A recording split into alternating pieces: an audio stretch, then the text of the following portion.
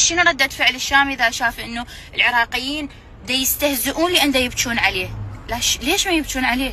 رجال فنان اخذ صدى، اثر بالاطفال، هو من يلاقي اليوم طفل يحبه؟ بلد شقول عليه شحكي، حتى الحكي خلص انه الله اكبر يا عراق، الله اكبر.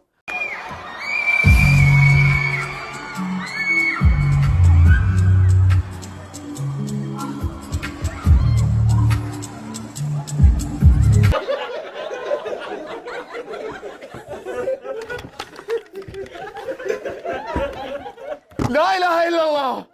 يعني أنا بس بدي أفهم شغلة واحدة بس، شو قلة الثقافة والتهذيب يلي بتوصلك لمرحلة إنه أنت تنتقد طفل وتعيش عليه؟ ها يا معود، هو أنت أي واحد